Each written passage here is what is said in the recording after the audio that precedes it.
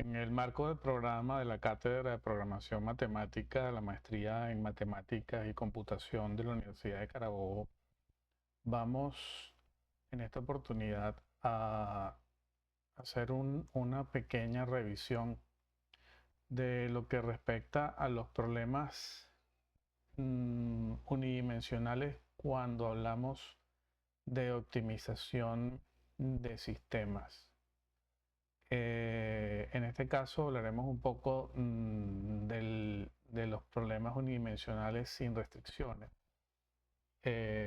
Tocaremos también de forma general los conceptos asociados a la unimodalidad, a la convexidad y a la concavidad.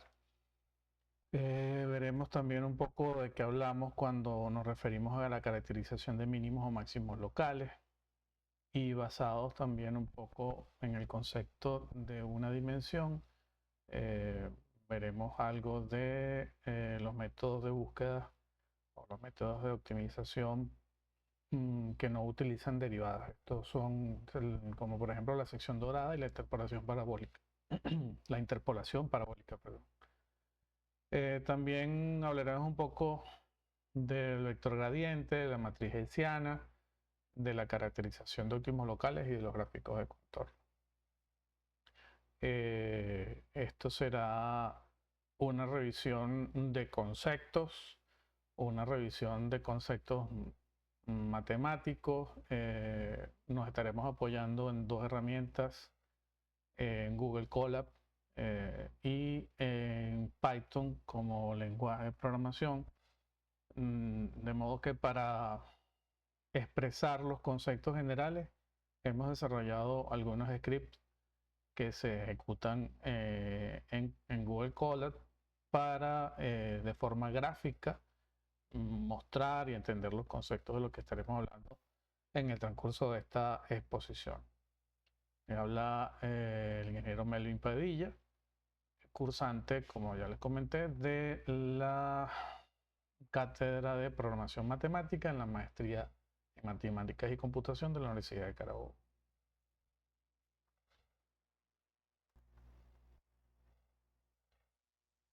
Entonces, bueno, como les comento, haciendo un uso de Google Colab, estaremos validando lo que este pequeño índice nos muestra. Estableceremos el problema de la unidimensionalidad, definida esto un poco a través de las topologías que están asociadas a esto, que es la unimodalidad, la convexidad y la concavidad. Hablaremos de la caracterización de los óptimos locales y de los métodos de búsqueda sin derivadas, y posteriormente pasaremos del problema unidimensional, que trata del estudio de una sola variable, al problema multivariable. Es decir, cuando hay un modelo que está basado o está eh, controlado o determinado por más de una variable. Ahí básicamente es la diferencia elemental entre unidimensionalidad y multivariabilidad. Estaremos también validando un poco los algoritmos de descenso para estas condiciones de multivariabilidad, o sea que son los algoritmos que se utilizan para hacer la aproximación hacia el valor deseado.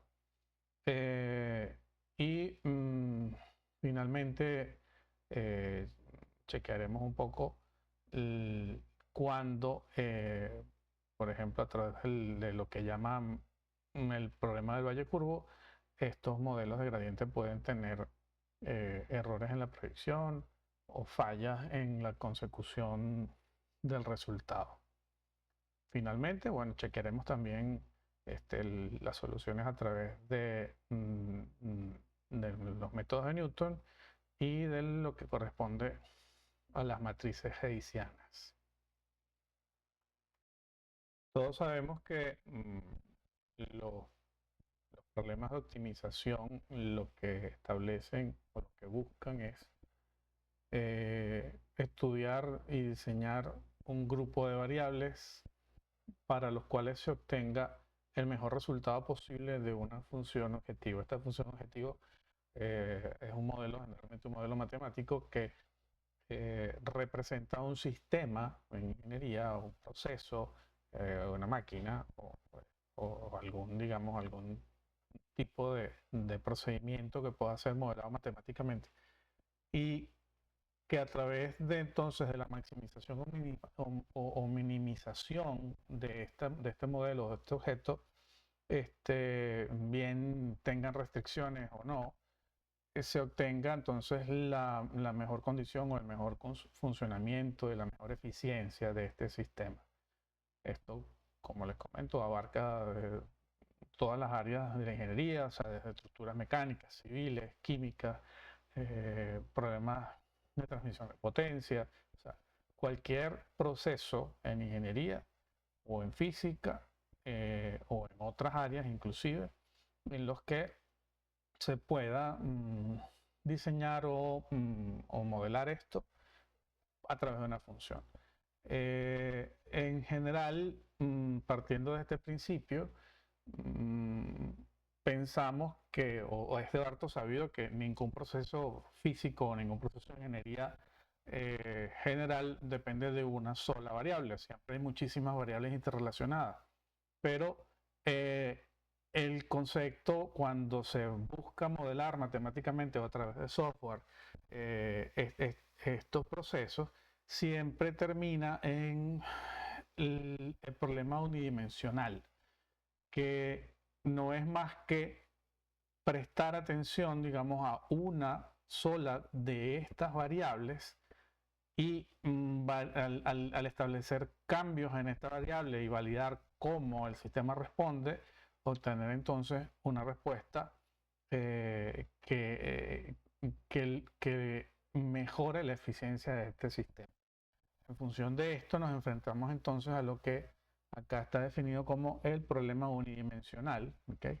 Y que no es más que entonces buscar o ubicar un escalar que podemos llamar X, de forma tal de que la función objetivo o la función modelada o la función del modelo f de x, que es una función que va de los números reales con un rango y con un dominio de los números reales hasta los números reales, nos permita en cada iteración de esta variable acercarnos a estos puntos de interés definidos por la optimización. Cuando hablamos entonces de esto, nos enfrentamos frente a algo que puede ser bastante común, que cuando intentamos maximizar una función, esto es exactamente lo mismo a minimizar el desperdicio. O sea, si nosotros tenemos una función cóncava y la tratamos de maximizar, esto es lo mismo a minimizar una función convexa. Por lo tanto, maximizar la función es exactamente igual a minimizar la función negada o la función en negativo. Esto, bueno, es simplemente un concepto de simetría que es interesante tener claro para poder validar además la existencia de soluciones únicas. Las topologías en este sentido son importantes porque entonces podemos tener, por ejemplo, como primera definición, la unimodalidad, que es que básicamente determina que para un intervalo AB de una función f de x existe un único valor de x que pertenece a este intervalo, en el que la función de x es monótona y decreciente a la izquierda de este valor de x y creciente a la derecha. O sea, cuando estamos hablando del caso de la minimización. Es decir, que en ese intervalo la condición o se cumple que esa es la condición mínima necesaria para que se pueda reducir el valor de esta función en ese intervalo. La convexidad conlleva que si f de x o si determinamos un segmento de línea entre dos puntos de f de x cualquiera de la gráfica determinada por la función y esta línea está por encima de la curva de la gráfica, entonces validamos que la función es convexa. Es decir, que tomando en cuenta el punto mínimo de esta función, a la izquierda de este punto, la función estaría decreciendo en valor, y a la derecha de este punto la función estaría aumentando de valor.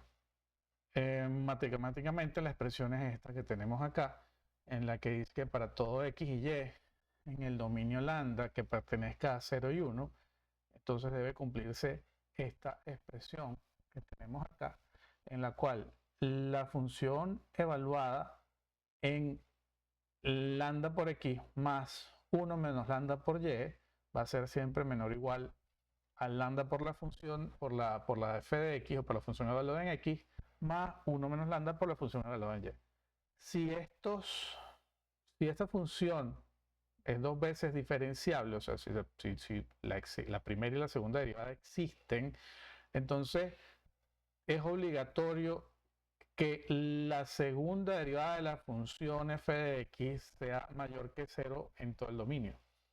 De modo tal que entonces cualquier dominio local de esta función, cualquier mínimo local de esta función, entonces se está determinado como el mínimo global de esta función.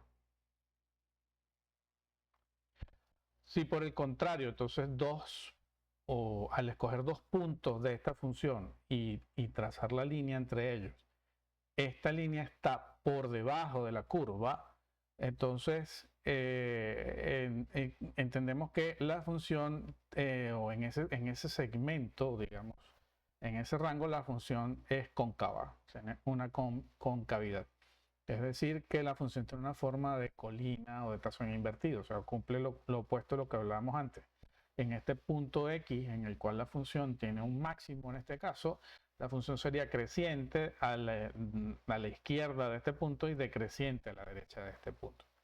Un poco para entonces visualizar ese concepto, tenemos este script acá, igual intentaremos anexar este cuaderno de cola al video para que puedan revisar ustedes el concepto o el código posteriormente con mayor detalle.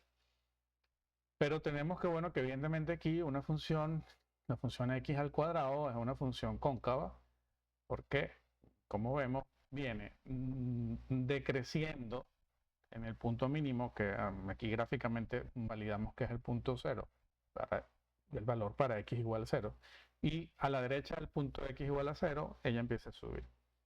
Cuando la función es menos x al cuadrado más 100, que en este caso, lo que estamos entonces estableciendo un punto máximo para la función igual en el punto x igual a 0, para el cual la función tiene el valor 100, que es el que estamos viendo aquí.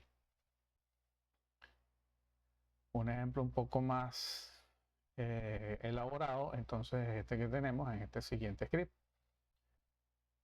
La función, como validamos para el principio de unimodalidad, chequeamos que la línea azul es la función unimodal, el punto rojo es el punto óptimo único en el que la función tiene su valor mínimo, y chequeamos que efectivamente entonces la función es monótona y decreciente a la izquierda de este punto y monótona creciente a la derecha de este punto.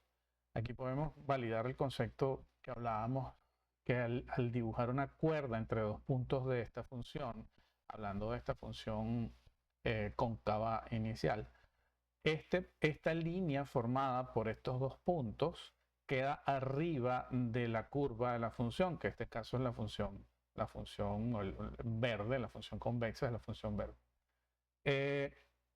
El segmento punteado o segmentado rojo es la cuerda que está establecida por dos puntos cualesquiera de la función, y vemos que efectivamente está por arriba.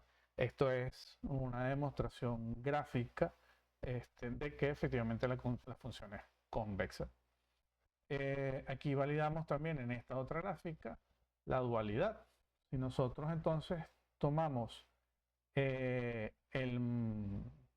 una función que en este caso es una función cóncava y que sería esta representada por la línea violeta, vemos que la función tiene un máximo, y si evaluamos o establecemos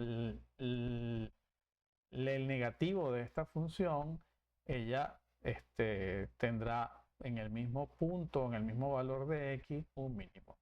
Porque evidentemente ocurre aquí una simetría que lo que me determina es la forma en la que la función es creciente o decreciente. Y para el caso de la convexidad, o mejor dicho, para el caso de la concavidad, es inverso al de la convexidad que ya habíamos visto anteriormente. Ahora, bueno, hablaremos un poco de la caracterización de óptimos locales. ¿Okay? Esto está un poco determinado por las series de Taylor. ¿Okay? Esto podemos ver acá un poco en este otro documento. Que una función puede ser expandida alrededor de un punto x asterisco, utilizando la expresión de Taylor, o sea que no es más que la evaluación de la función en este punto más su primera derivada evaluada en este mismo punto y un medio de la segunda derivada también evaluada en este punto al cuadrado. Si, por ejemplo, la función cumple, o sea, hay dos condiciones, además tiene que ser una condición necesaria, que es la condición, lo que llamamos aquí la condición de primer orden, y una condición suficiente, que es la condición de segundo orden. La condición necesaria es obligatoria que ocurra para que entonces x sea considerado, x asterisco sea considerado un óptimo, un punto óptimo local. Esto es así siempre y cuando la primera derivada de la función evaluada en x sea igual a 0. Y con condiciones suficientes, entonces también tenemos esto otro, ¿no? Que si la primera derivada de la función es igual a 0 y la segunda derivada de la función evaluada en este punto de interés, ambas, perdón, si la primera es igual a 0, si la primera derivada es igual a 0 y la segunda derivada es mayor que 0, entonces este punto se va a transformar, o se garantiza que ese punto sería un mínimo local en el segmento de la posición estudiada.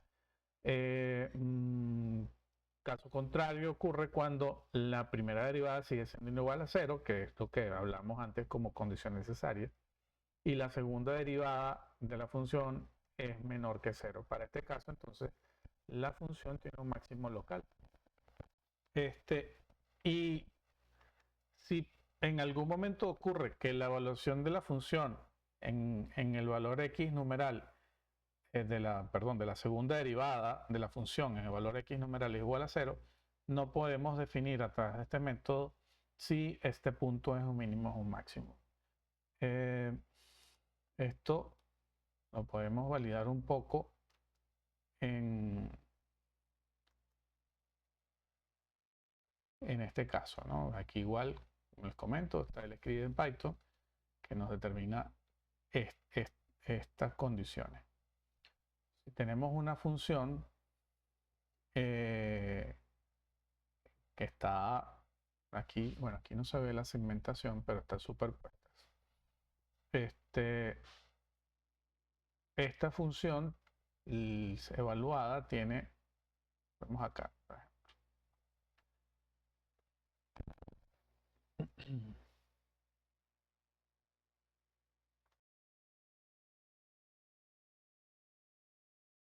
en este caso, la línea punteada roja representa el segundo término de la expansión por Taylor. Aquí están superpuestas las líneas rojas sobre la función original. Por eso para este caso validamos entonces que se cumplen las condiciones de las que hablamos antes, en el que la función es mayor que 0. Perdón, que la primera derivada de la función evaluada en este punto es 0. La segunda derivada evaluada en este punto es mayor que 2. Para esta función ocurre lo opuesto. la primera derivada es igual a 0, la evaluación de la segunda derivada es menor que 2,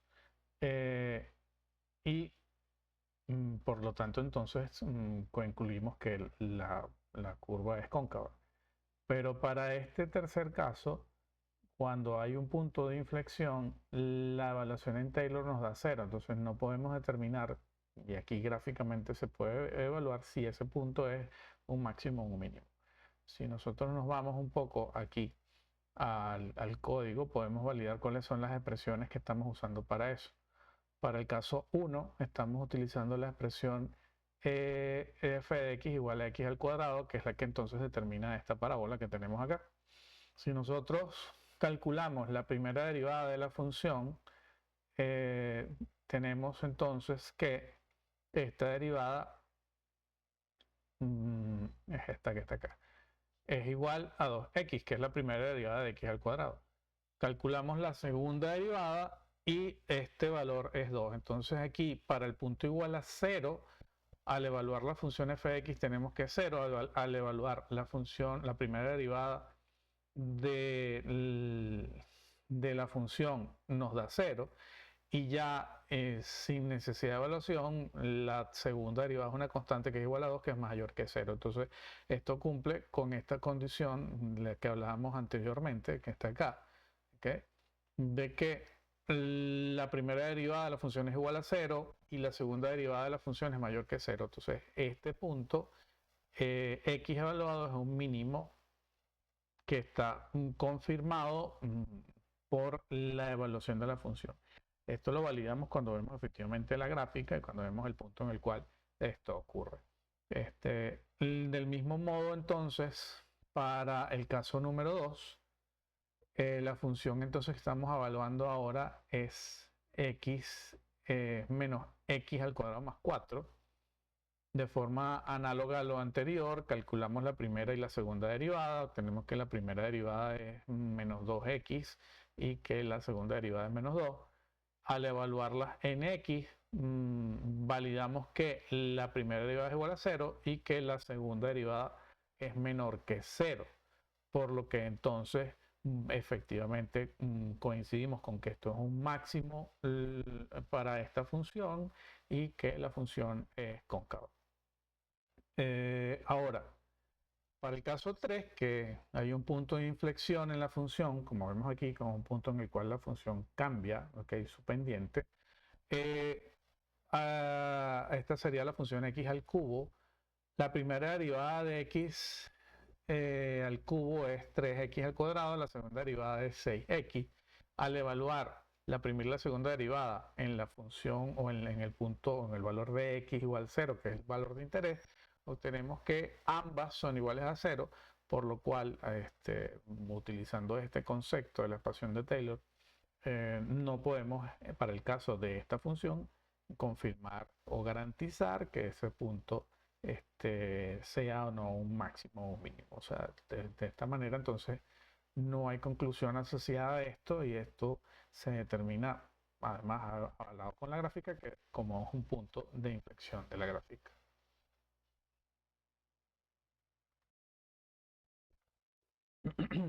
Aquí ya volvemos a hacer la evaluación de los mismos ejemplos con un escrito un poco más elaborado, en el cual entonces, si chequeamos la gráfica, vemos la gráfica de la función x al cuadrado, la gráfica de la función menos x al cuadrado y la gráfica de la función x al cubo.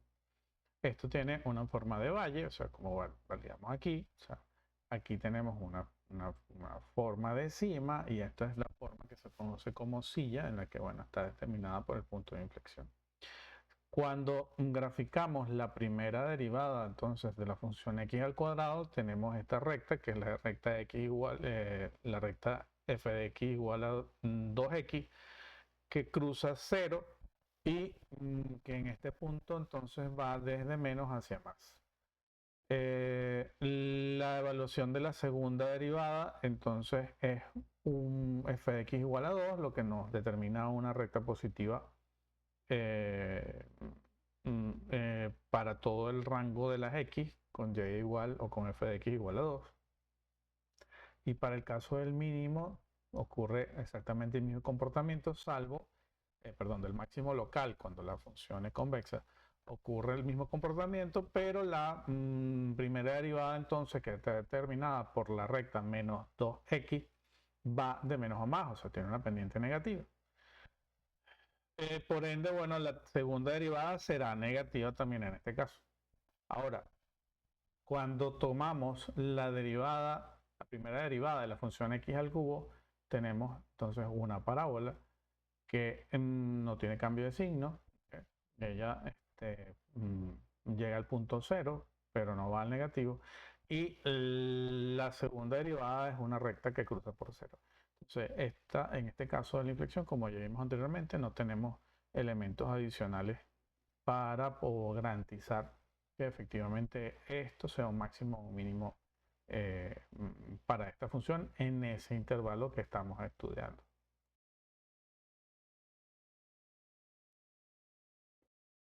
Ahora revisamos, por ejemplo,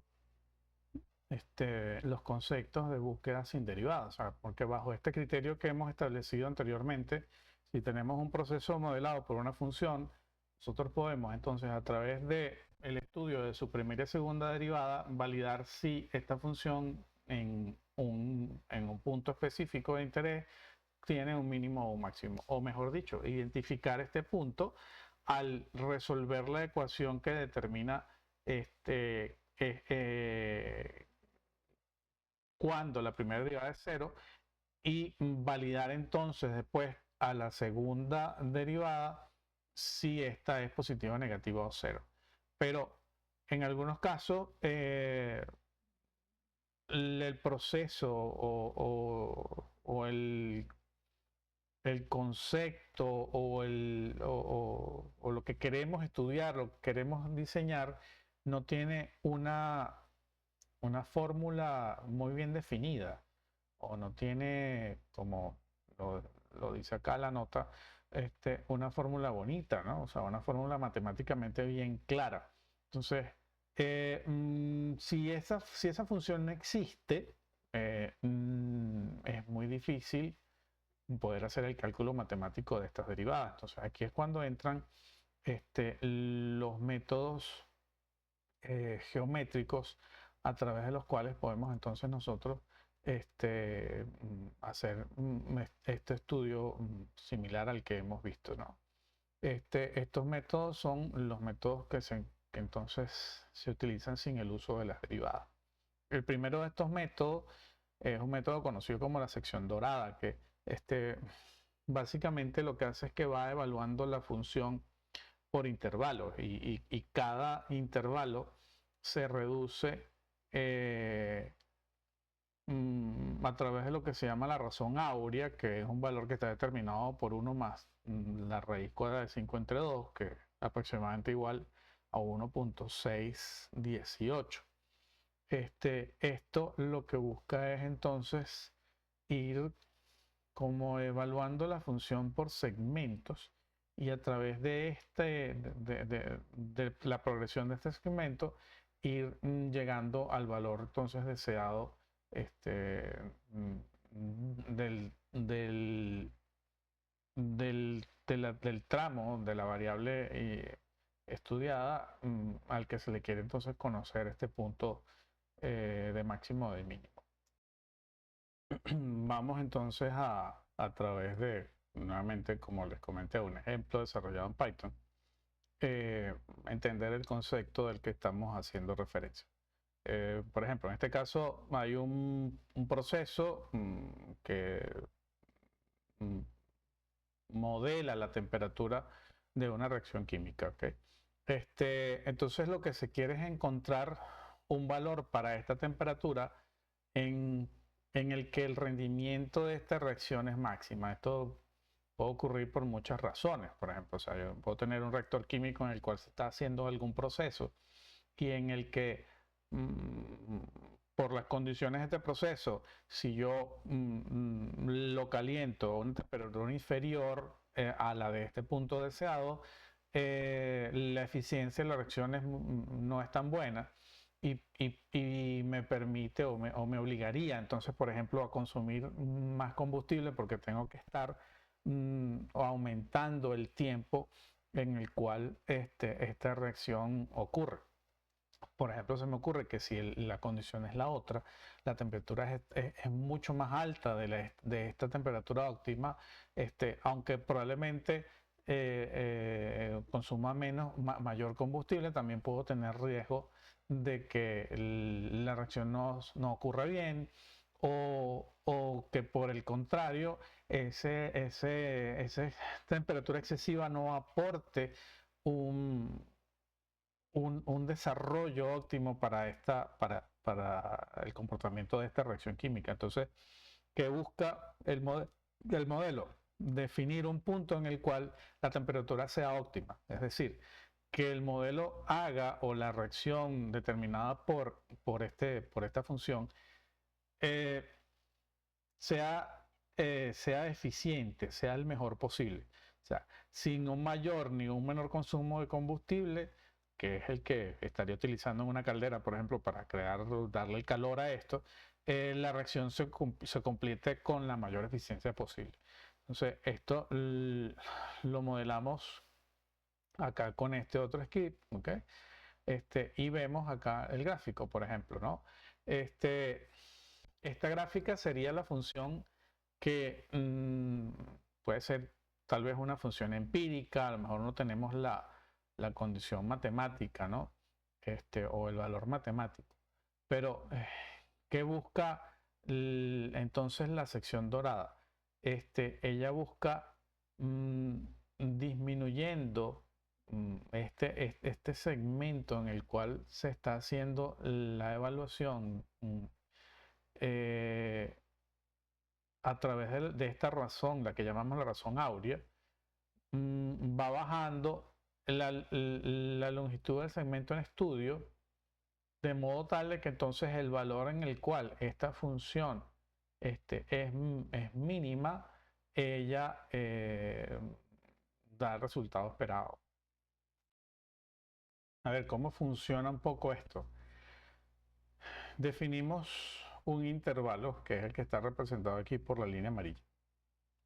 Y en ese intervalo, que va acá de 0 a 10, se evalúa la función. Entonces ella valida si hay un mínimo del lado izquierdo o del lado derecho. Entonces ella va haciendo una especie de tanteo, ¿ok?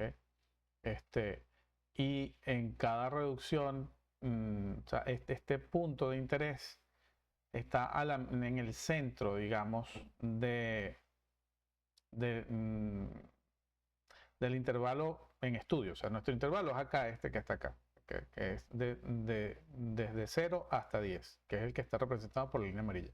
La mitad de este intervalo es x igual a 5, que es el valor que estaría aquí.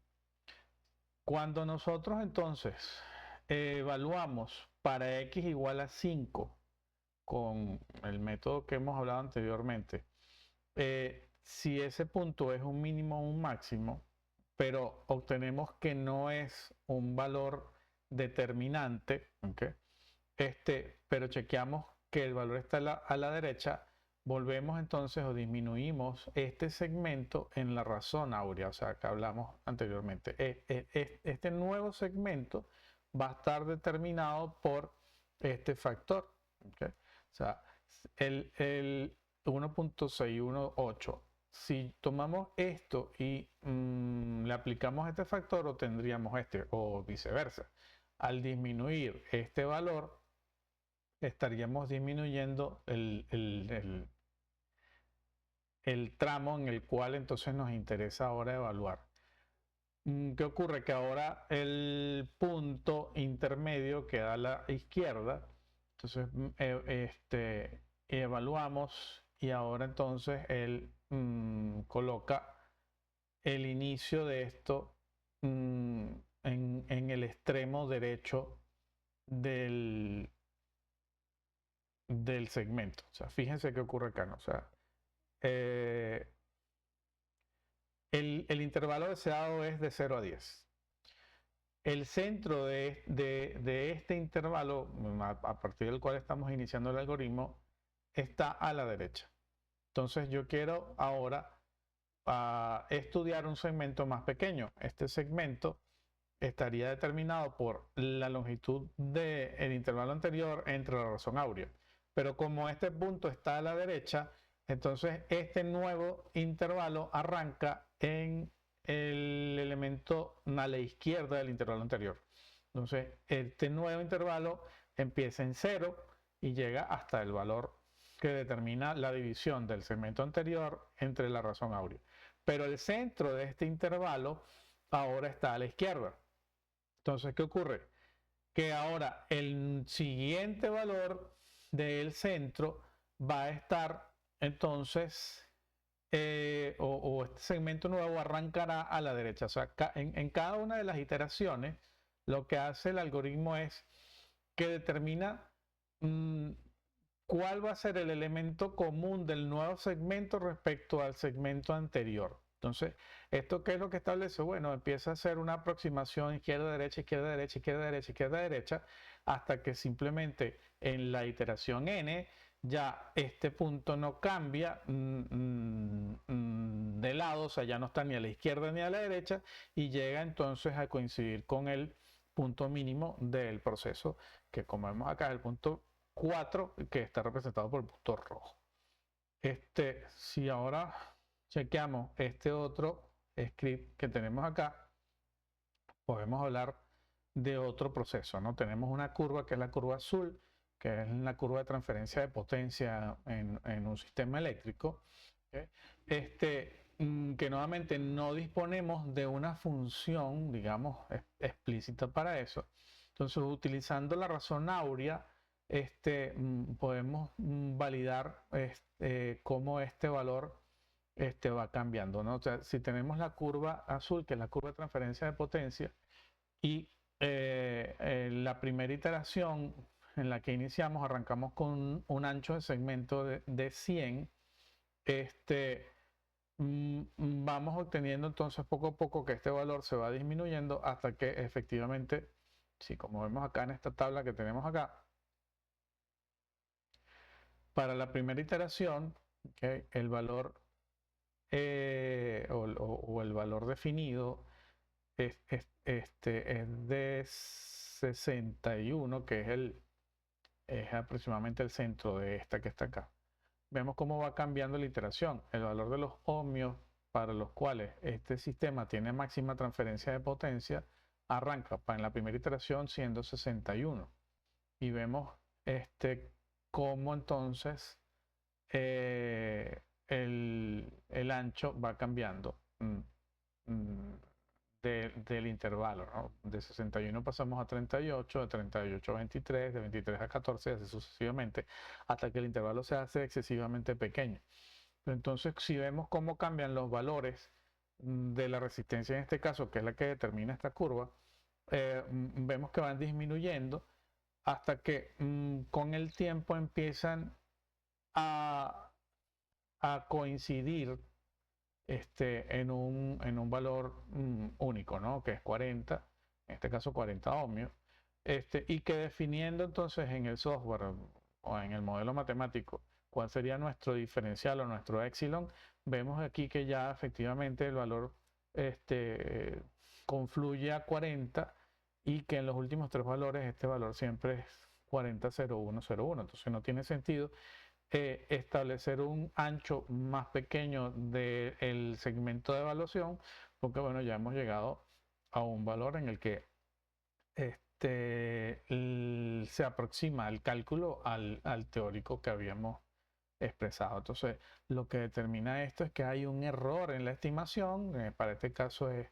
bastante bajo, estamos hablando de 0.000011 ohmios respecto a los 40, pero que se aproxima mucho al valor teórico. Entonces, esto es lo que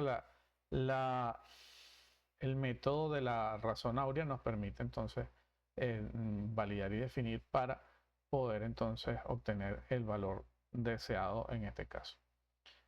El siguiente método es el método de la interpolación parabólica.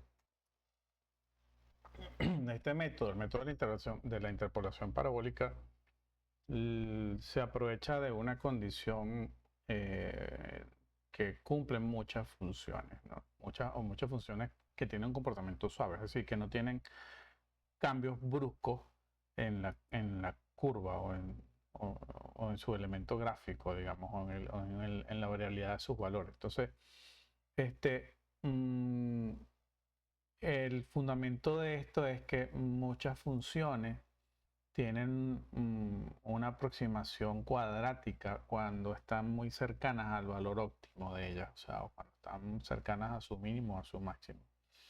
De modo que, por ejemplo, si se toman tres puntos cercanos al punto de interés y se hace un ajuste o una aproximación lineal a través de un polinomio de segundo grado, el mínimo de este polinomio se puede usar como una estimación del óptimo. O sea, este método tiene una ventaja de que es mucho más lineal que el de la sección dorada cuando está cerca del valor óptimo, pero si está muy lejos, es mucho menos robusto que el anterior.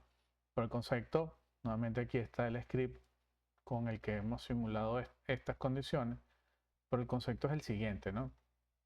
Vamos a suponer que tenemos un proceso este, cuya función teórica real sería la función definida por la línea azul.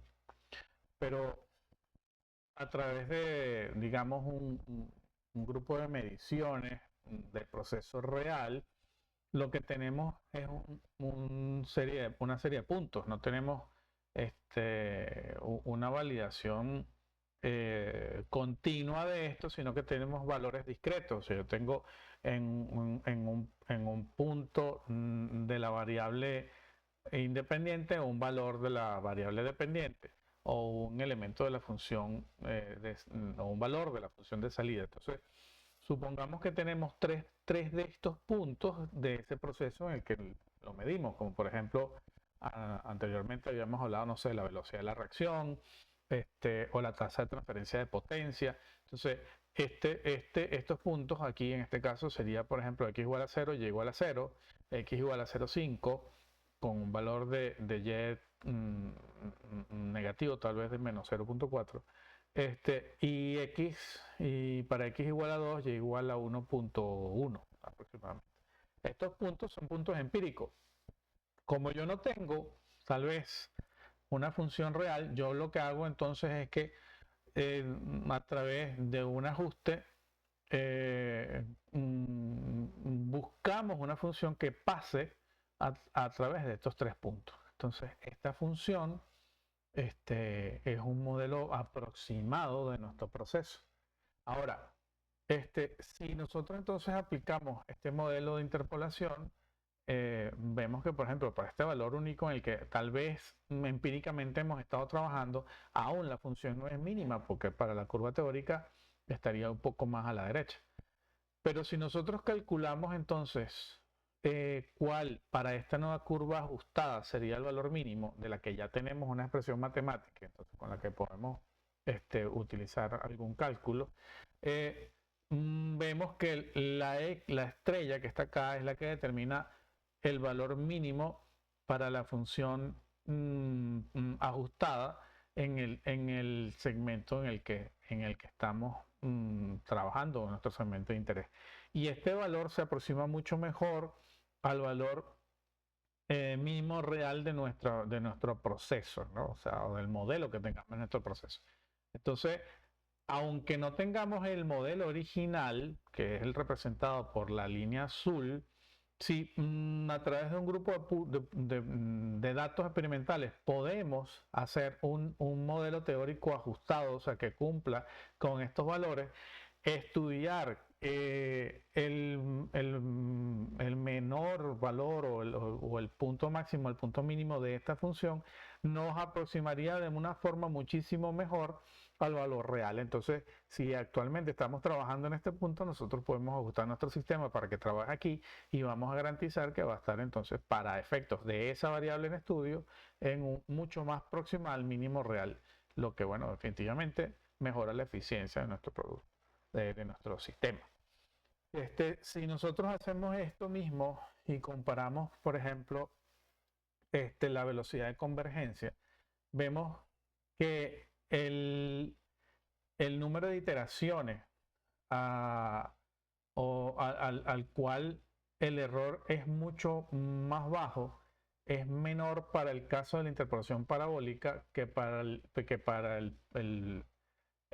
caso de la sección dorada. Entonces, si nosotros estamos trabajando muy cercano al punto real, porque tenemos esa certeza, utilizar el ajuste parabólico nos va a implicar una menor cantidad de cálculo matemático o de potencia computacional. ¿Okay?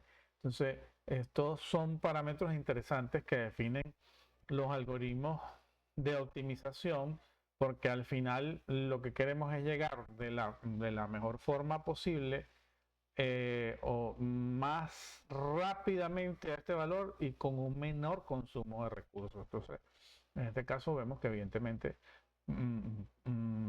con una iteración menos que a través del método de la sección dorada, tenemos una disminución sustancial del error cometido en la estimación.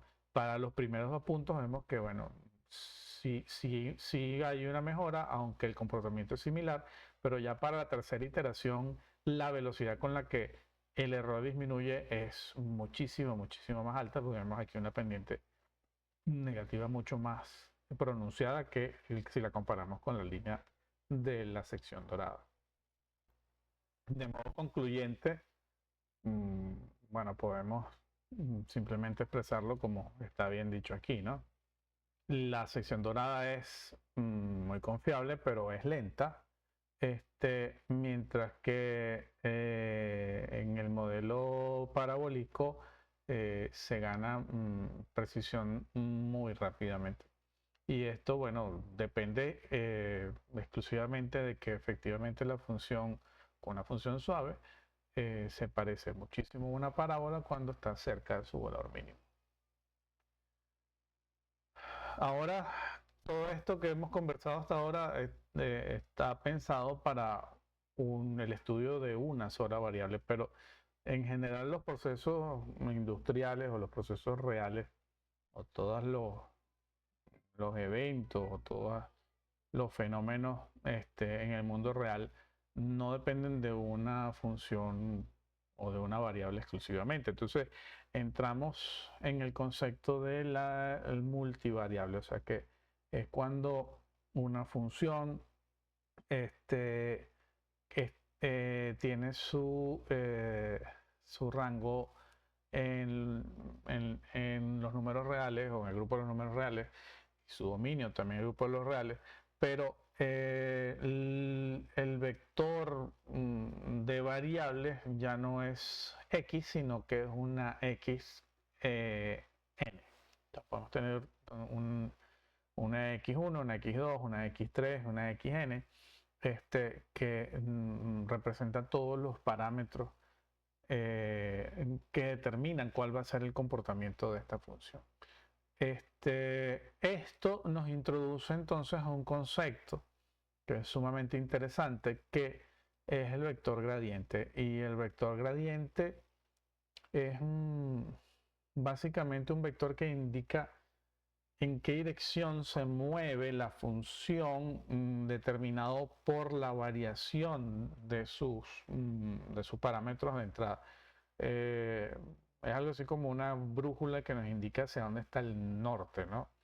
En el caso de la brújula, bueno, siempre va a un solo sitio porque el campo magnético de la Tierra no cambia, pero la función gradiente o el vector gradiente, que es básicamente un vector que está compuesto por las primeras derivadas parciales de la función, que es como vemos aquí.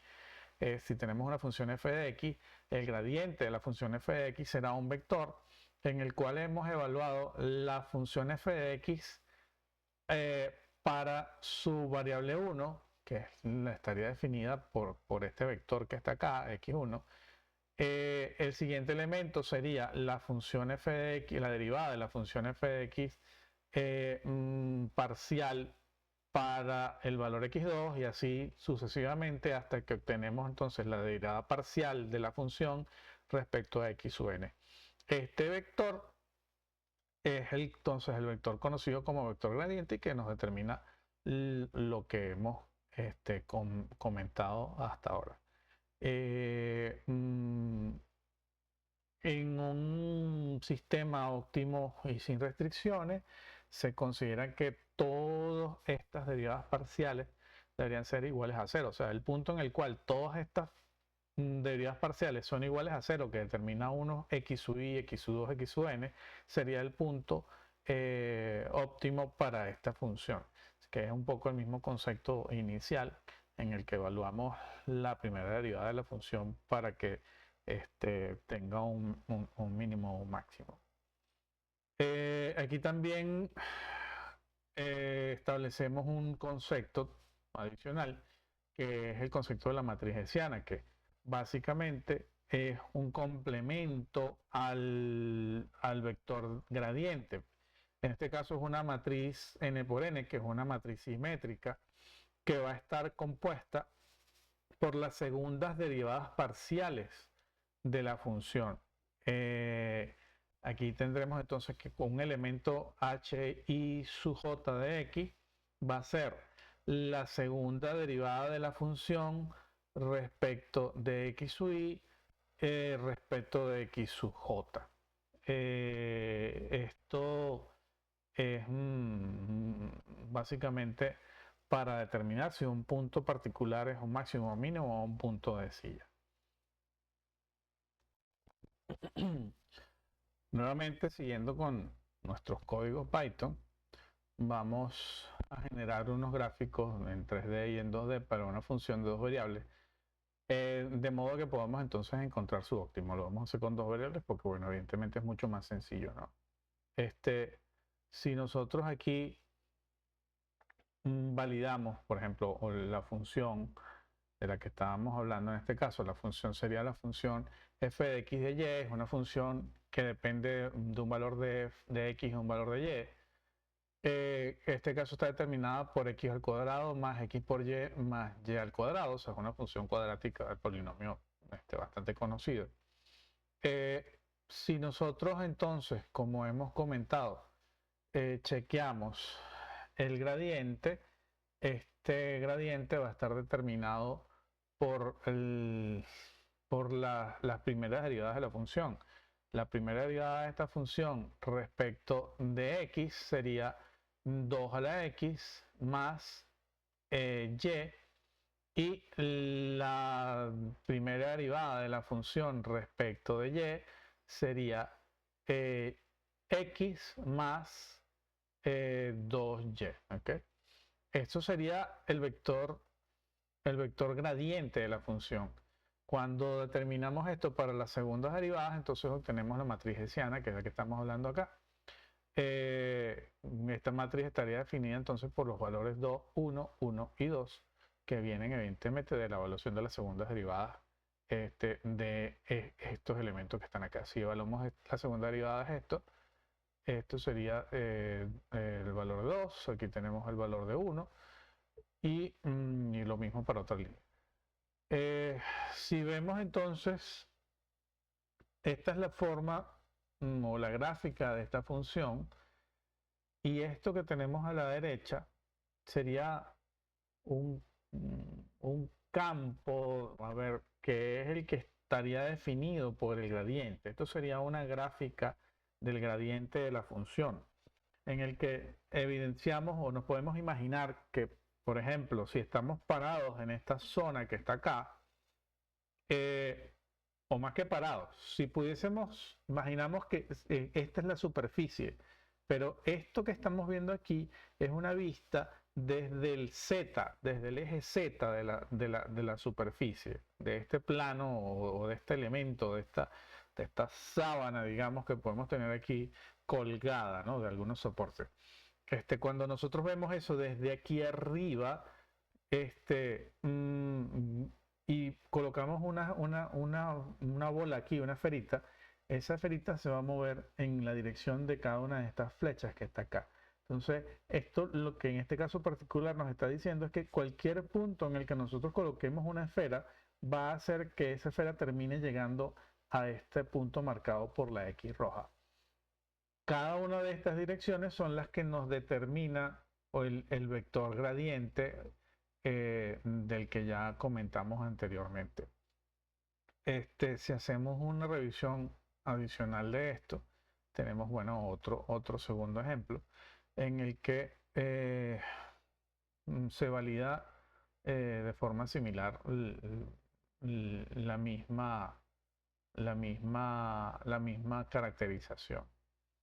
Entonces, básicamente, el gradiente lo que nos determina es cómo la función se mueve respecto al cambio de sus valores X y Y. Entonces, si yo aquí, por ejemplo, estamos con valores muy cercanos de Y a menos 5, que sería este punto que está acá, y de valores muy cercanos a X en menos 5, que que está acá, estaríamos aproximadamente en esta área, ¿no? Entonces vemos que a medida que la función se aproxima a 0, que es este punto que está aquí, ella va a irse desplazando hacia abajo, ¿ok? Que es básicamente lo que entonces nos determina estas curvas aquí que están mostrándonos el gradiente. Cada uno de estos círculos que está por acá es también algo que se conoce como curvas de nivel. O sea,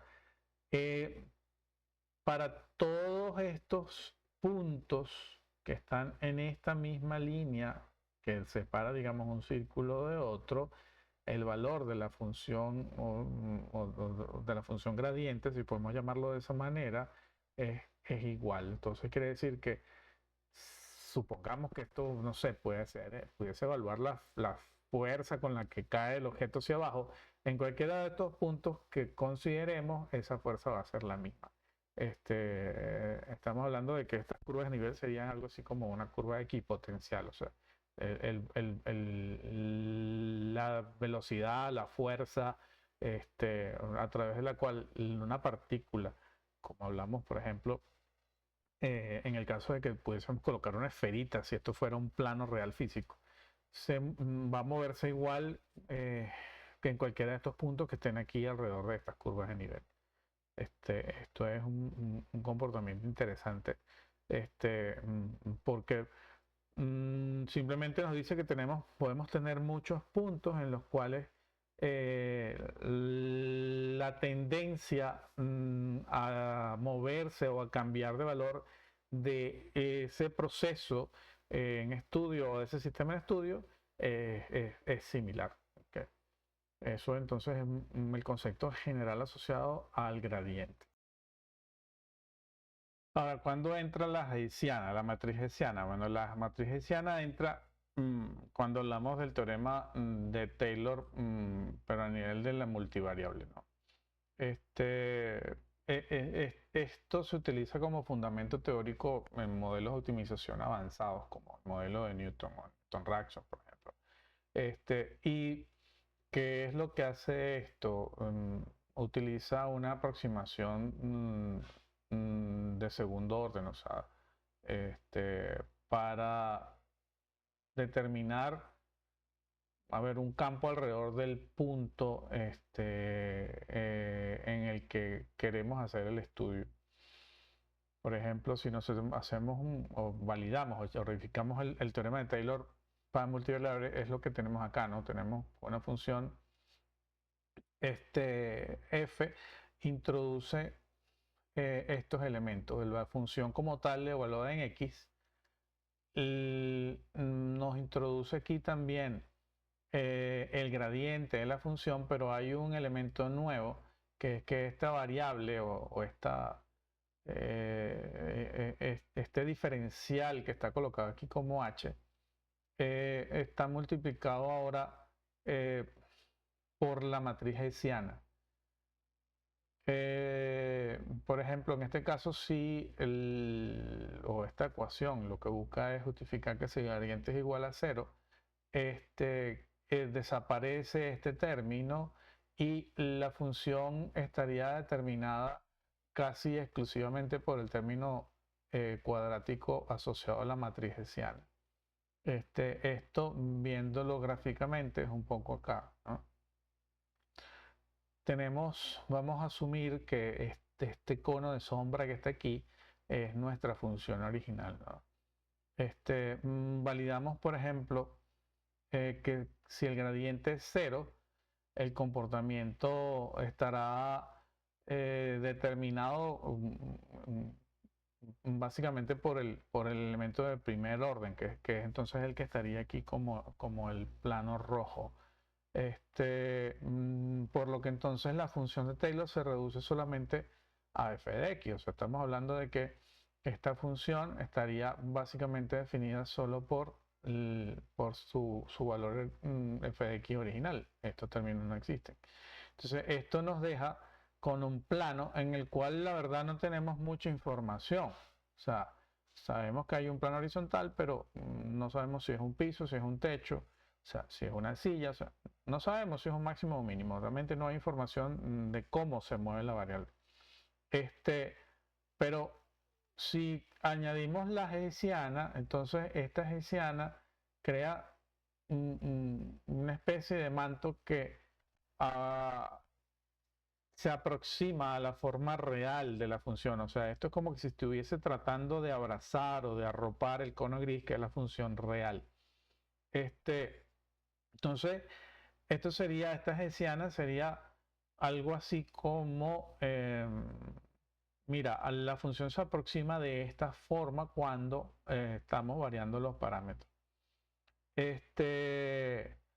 La aproximación es bastante cercana a la realidad y esto es lo que determina entonces por qué el método de Newton-Raphson es rápido. O sea, en lugar de andar tanteando puntos ciegamente en este plano, hasta que en algún momento, viendo si la función se aproxima o no o tiene convergencia, lo que hacemos es tantear puntos sobre esta tela verde, si quisiéramos decirlo, pero en esta tela ya sabemos cuál es la dirección en la que debemos ir, ¿no? Entonces, en lugar de andar caminando a ciegas por el plano rojo, se surfea la parábola, que es lo que vemos aquí en un corte, ¿ok? Si nosotros hacemos un corte transversal de esta gráfica, vemos que la línea negra sería la función real, que es la que está representada aquí por este cono de sombra. El elemento de primer orden de Taylor sería la línea roja, que no nos ayuda mucho. Y el segundo elemento, que es la hessiana, es este que está aquí verde, que se aproxima muchísimo a la función real en la que queremos entonces trabajar. De forma tal de que esto nos ayuda nuevamente a que sea mucho más fácil definir el camino a través del cual vamos a desarrollar una iteración. Igual, bueno, cuando estamos hablando de esto hablamos de los elementos de contorno, y hablamos de los conceptos de los que ya hemos expresado un poco también anteriormente información, ¿no? Estos elementos de contorno es lo que estábamos hablando anteriormente, que son las curvas de nivel. O sea, ellos nos dicen cómo se va a mover o en qué dirección se puede mover una función, y en qué grupo de puntos tiene el mismo comportamiento o la misma intensidad de su comportamiento.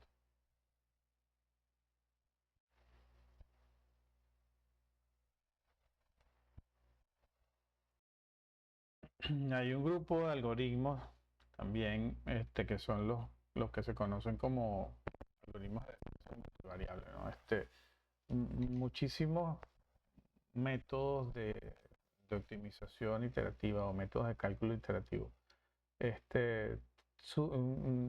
cumplen o utilizan esta regla que está acá, que es que un x sub k más 1 va a ser igual a un x sub k, que o digamos, el elemento próximo con el cual vamos a evaluar el siguiente elemento de la iteración, va a ser el elemento anterior, que es el x sub k. Vemos aquí entonces que x sub k más 1 va a ser el x sub k, más el producto de dos variables, un alfa de k multiplicado por un d de k, un delta de k, en donde este alfa es el tamaño del paso adicional que queremos agregarle al x sub k anterior, multiplicado por la dirección en la que queremos que eso se mueva. O sea, si hablamos de una sola variable, por ejemplo, podemos tener un valor x al que quiero sumarle un 0.1 más, pero quiero que sea positivo o negativo. Entonces este 0.1 sería el tamaño del paso y el de su k sería justamente la dirección. Si quiero entonces aumentar el valor de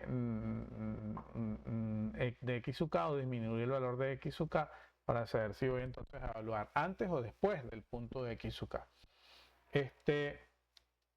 Pero cuando hablamos de control de sistemas en tiempo real, aunque siempre va a ser importante obtener una solución, de nada sirve que esa solución tarde mucho en encontrarse, porque entonces eso puede ocurrir que, por ejemplo, perdamos el control de un sistema. Entonces, lo que realmente nos interesa es la rapidez con la que llegamos a esta solución. ¿Y por qué nos interesa más la rapidez? Porque nos permite tomar reacciones o hacer ajustes mucho más rápidos, ¿okay? Frente a las variaciones que pueda tener el sistema, incluso cuando el error cometido en el cálculo sea muy grande. Entonces, si hablamos de convergencias lineales, estamos viendo que el error, como en el método de la razón áurea, usándolo como ejemplo, se va reduciendo de una forma prácticamente constante, ¿no? Y esto estaría determinado por un gradiente descendiente.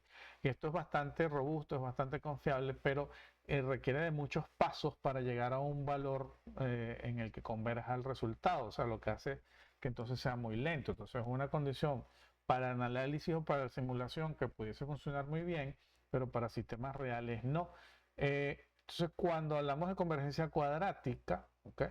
Estamos hablando entonces de que la cantidad o el tamaño del error se acorta a la mitad en cada iteración. Entonces, esto hace que la aproximación hacia el valor óptimo sea muchísimo más rápida que cuando estamos hablando de una convergencia lineal.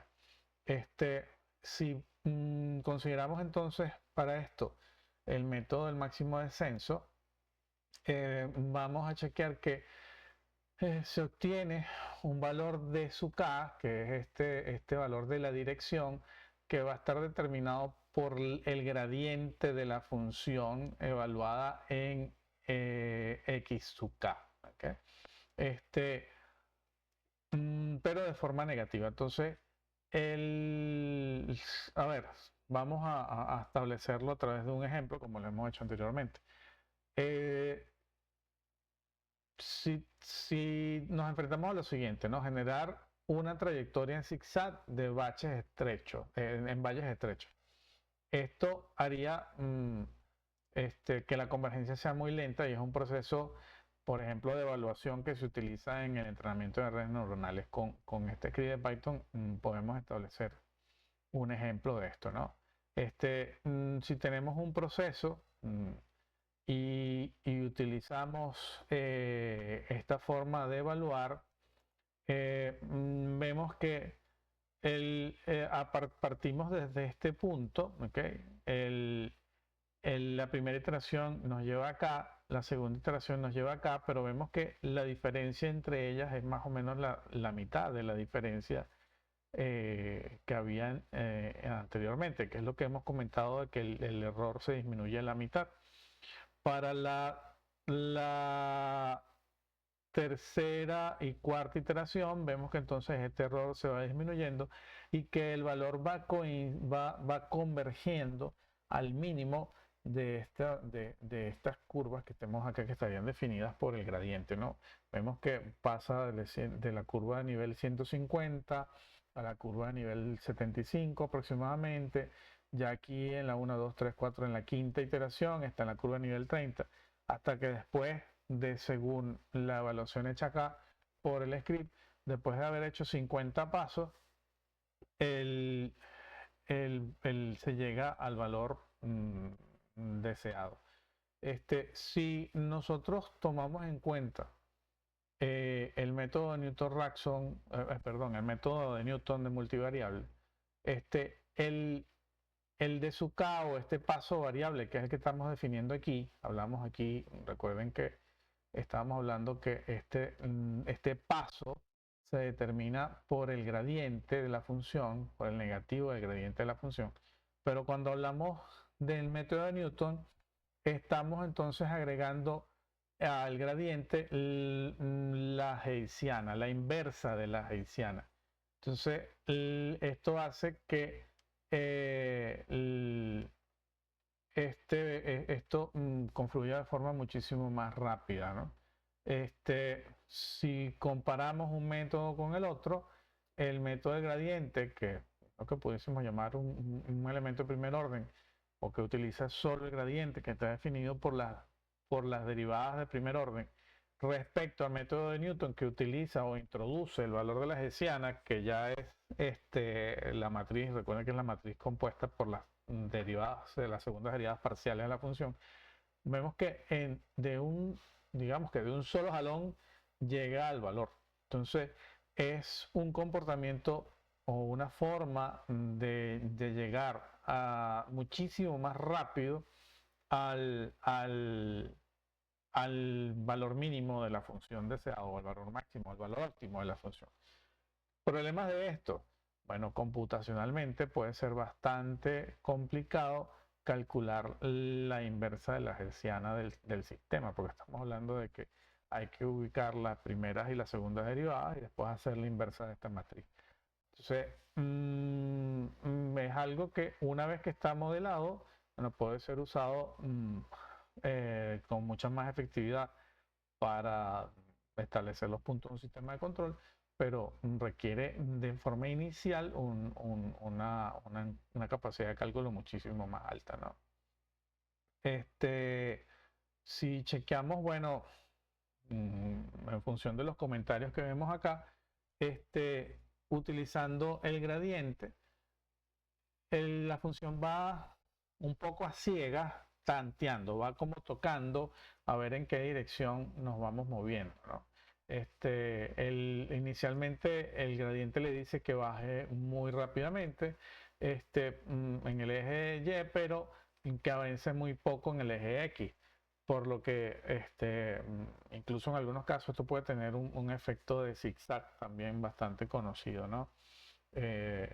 Aquí podemos entrar en lo que son las respuestas amortiguadas, subamortiguadas o sobreamortiguadas de los sistemas de control, o de lo que ya se maneja bastante en la teoría de control.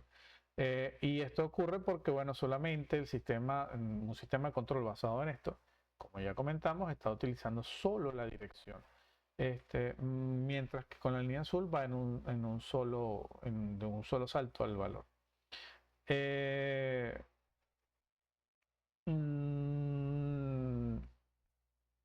truco de Newton, como lo establecemos también de aquí de esa forma, es que la regla se define por el producto de la Hessiana con el gradiente, ¿no? Y la matriz Hessiana contiene la información de la curva, o sea, nos dice cuál es la forma de la elipse que corta ahí cada punto de la curva en la dirección.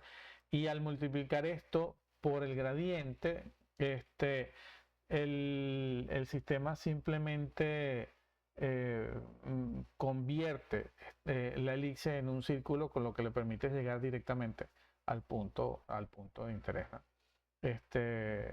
Si validamos acá, entonces es un poco lo que conversábamos también, ¿no? Utilizando el método de gradiente, la función dice, bueno, tienes que moverte mucho en esta dirección y de este punto salta a pero hay movimiento en Y, en el eje de las Y, que es el valor de la función, digamos, dice, bueno, mira, el gradiente está jalándome hacia abajo, pero no me desplaza hacia la izquierda. Cuando él llega a este punto, el gradiente ahora lo desplaza hacia arriba, porque él está haciendo esto. O sea, él debería hacer lo que hace Newton, ir hasta acá, pero el comportamiento es de una parábola que hace aquí, porque estas curvas de nivel representan la superficie. Entonces él es como que si hiciera un movimiento así y llega hasta aquí y después hace un movimiento así, tratando de seguir la curva, ¿no? Y es lo que determina este zigzag. Cuando vemos la velocidad de la convergencia, chequeamos que Newton Raphson necesita solamente una iteración para llevar el valor del error a cero. Mientras que el método del gradiente, bueno, como ya vimos en una simulación anterior, necesitaba de 50 iteraciones para poder ir validando la disminución del error cometido en la evaluación de la función, hasta que este era pequeño, pequeño, pequeño, y tenía un valor tolerable, en el cual ya entonces podíamos estar satisfechos de que efectivamente ese era el número. Sin embargo, si vemos aquí, Newton llega efectivamente al cero, mientras que el método que utiliza solamente el gradiente se aproxima mucho, pero no llega a cero. Hay una condición o algo que se conoce como el problema del valle curvo. Y hay una función definida para esto, que es conocida como la función de Rosenbrock, que también se conoce como la función banana. Esta función está definida por esta expresión: f de x de y es igual a 1 menos x al cuadrado más 100 por y menos x al cuadrado, todo esto al cuadrado. Esta forma, bueno, incluye, cuando uno hace la gráfica, un valle estrecho, un valle plano y una forma parabólica. Y el mínimo global de la función está en el punto 1, 1. Pero, ¿qué ocurre? Esto es una función interesante porque se utiliza para evaluar métodos o algoritmos de aproximación, porque lo hace muy difícil. O sea, el gradiente está en este caso dominado por muchísimas pendientes, lo que hace que el algoritmo rebote en un zigzag muy pronunciado y avance lentamente hacia el mínimo. El método del descenso de gradiente, entonces, como ya sabemos, utiliza para una x nueva, la x anterior por el gradiente, pero en esta función particular el gradiente es muy violento, ¿okay? Lo que hace entonces que el efecto zigzag de que habíamos hablado aquí sea bastante, bastante importante. Entonces, si nosotros chequeamos, ocurren cosas como esta. O sea, el método de gradiente para la evaluación de esta función tiene una oscilación muy, muy, muy grande al principio. Sin embargo, el método de Newton ya para este caso no ocurre como el anterior, que en una sola iteración llegaba al valor. Aquí se requieren 4 iteraciones, 5 iteraciones. Entonces, es una función muy interesante para poder evaluar los métodos de aproximación. Si vemos aquí, esta es una gráfica de gradiente de esta función. O sea, tenemos puntos, por ejemplo, que toda esta parte azul, lo que estamos viendo como un segmento azul, en lo que incluso hay cambios de gradiente. O sea, aquí tenemos, si vemos este punto que está aquí particular, el gradiente va hacia arriba y aquí va hacia abajo.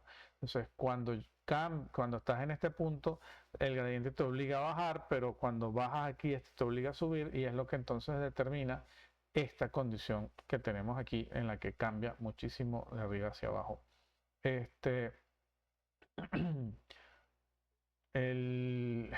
Si vemos acá los comentarios, por ejemplo, esos comentarios son lo que reflejan en esto, ¿no? Las paredes o los elementos en color amarillo tienen unas pendientes muy altas, lo que hace que el gradiente sea muy poderoso.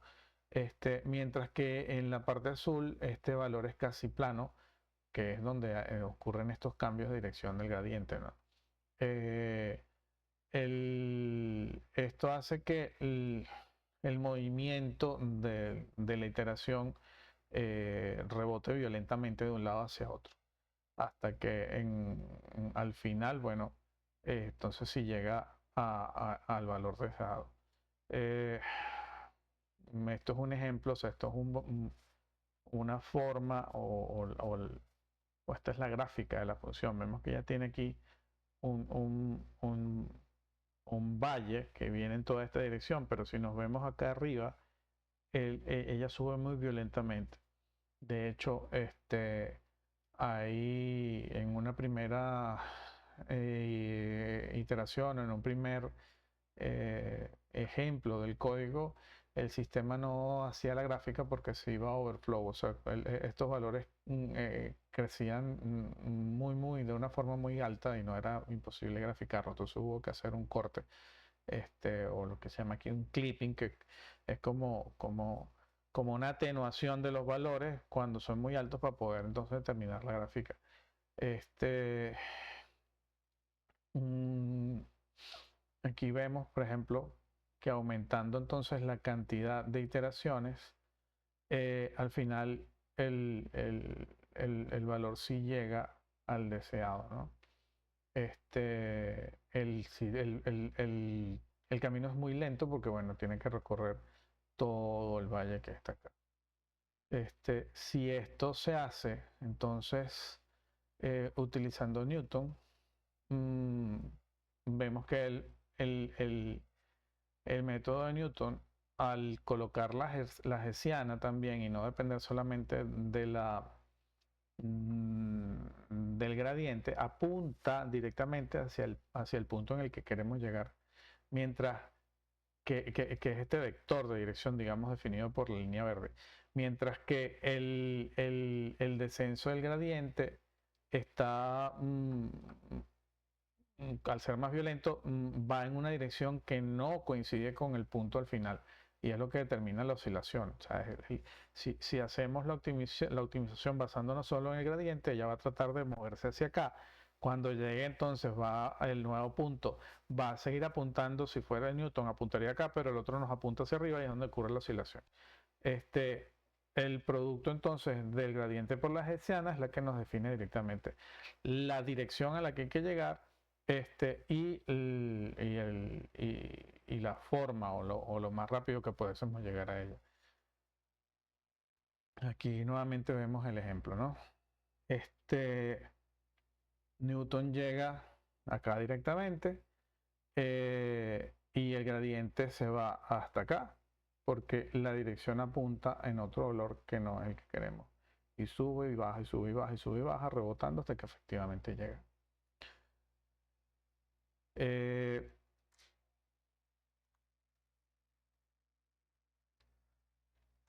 Así que bueno, complementando un poco entonces esto que estábamos hablando, vemos que la solución de Newton, al introducir una corrección utilizando la matriz hessiana, que es la que contiene información sobre la curvatura de la función, nos permite entonces llegar mucho más rápidamente a un valor X nuevo que se aproxima más a lo que nos interesa. Como ya comentamos, entonces la hessiana detecta la curvatura en la dirección Y y la curvatura a lo largo de todos los valles. Esto es lo que entonces al dividir eh, el, el- el- el gradiente por este valor nos reduce el paso de la dirección empinada, con lo que se evita el rebote. Eso, bueno, por ahora entonces corresponde a todos los puntos generales que íbamos a tratar en esta exposición no tan breve de la teoría matemática asociada a la optimización no lineal. Nuevamente por acá, bueno, Melvin Padilla, integrante del curso de Programación Matemática y Computación de la Maestría en Matemática y Computación de la Universidad de Carabobo, año 2025-2026.